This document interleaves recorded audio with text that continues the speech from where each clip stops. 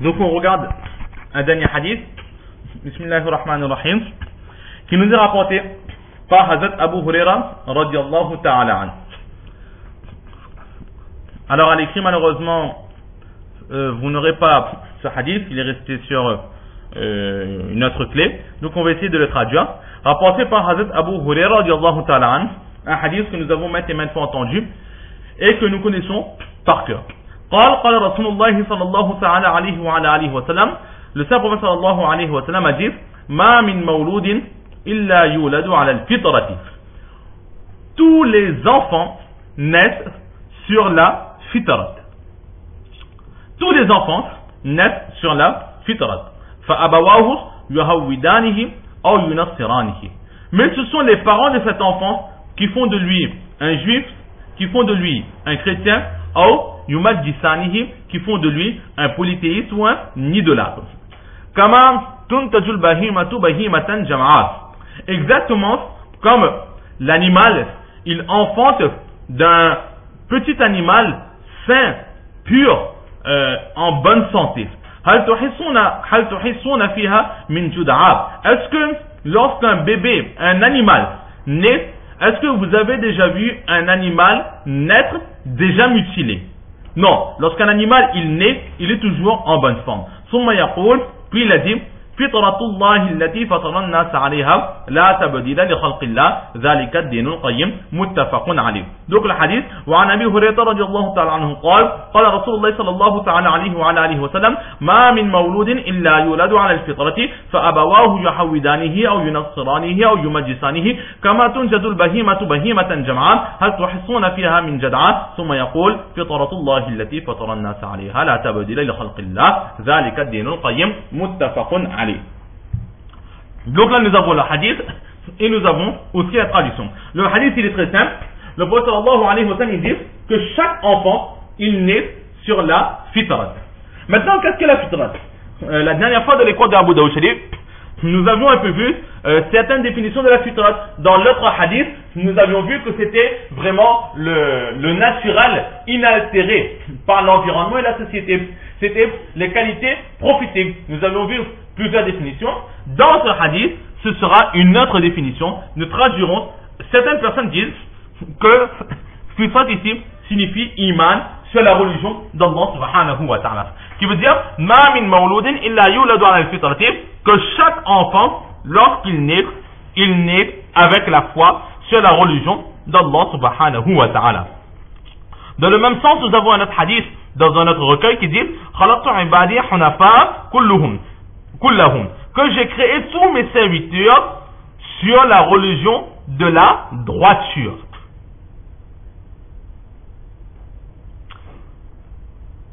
Cependant, les satans se présentent à ces enfants et ensuite les satans les égarent de la religion. Ce qui veut dire que chaque enfant, nous tous, et nos enfants, et même les enfants à venir, lorsque cet enfant naît, lorsqu'il est encore bébé, alors il est musulman. Maintenant, est-ce qu'il reste musulman? Est-ce qu'il change de religion? Est-ce qu'il devient athée? Alors cela ne dépend pas d'Allah. Allah il a fait le nécessaire et il nous a fait musulmans. Mais maintenant, pourquoi est-ce que certains ne sont plus musulmans? Parce que parfois les parents les ont égarés par l'enseignement. Parfois l'environnement, l'enfant est né dans une maison musulmane, mais par les mauvaises fréquentations, par l'environnement, par la société, etc. Alors il s'égare, il va dans la désobéissance d'Allah subhanahu wa ta'ala jusqu'à abandonner l'islam. Allah nous en préserve. Donc voilà à peu près le sens de ce hadith. Ma min mawludin illa yuradu ala al-fitrati, que chaque enfant il naît et en lui il a la foi, la reconnaissance d'Allah subhanahu wa ta'ala.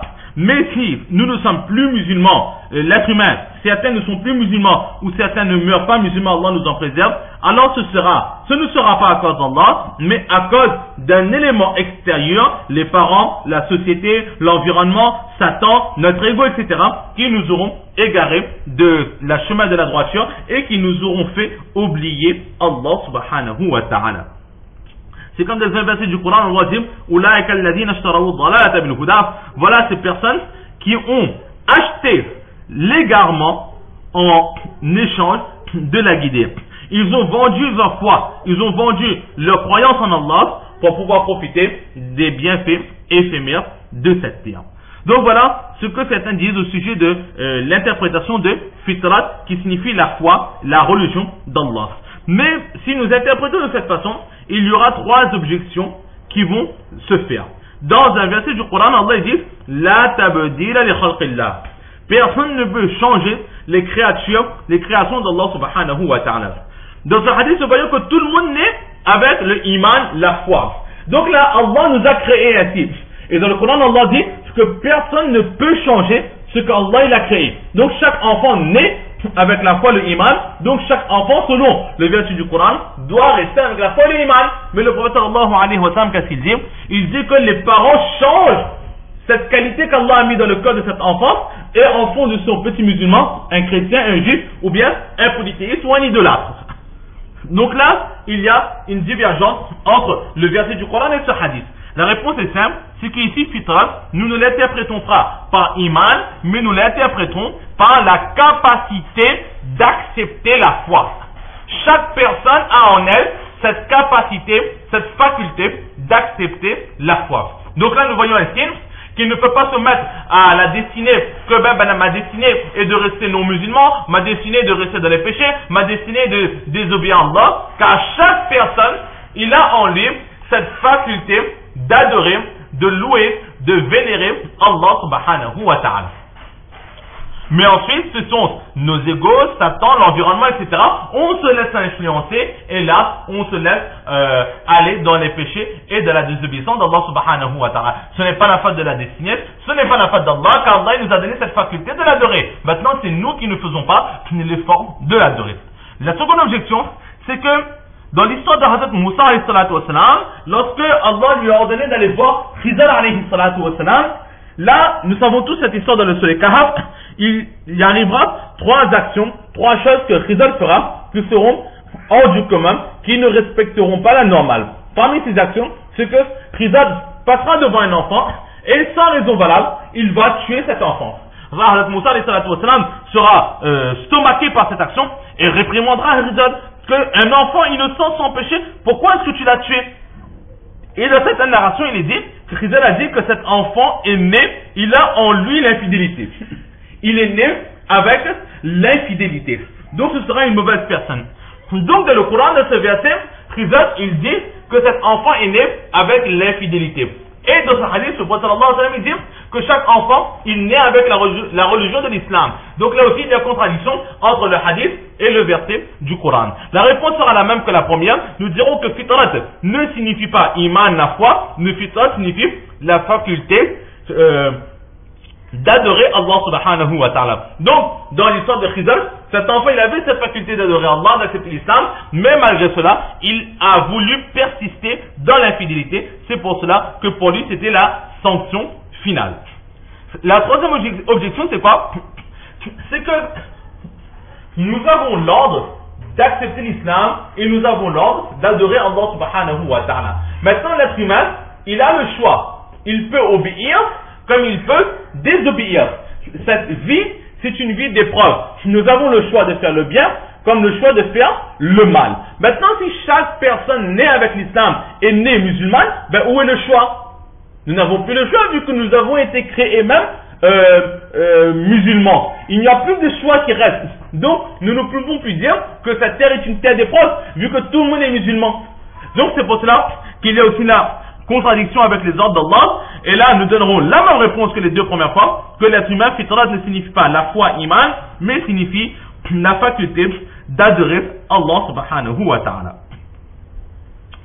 Une deuxième interprétation, donc la première interprétation, c'est que fitrat signifie iman, mais par ces trois objections, nous avons vu que ce n'était pas la meilleure des interprétations. La meilleure interprétation, c'est de dire que fitrat signifie naître avec cette capacité d'adorer Allah subhanahu wa ta'ala.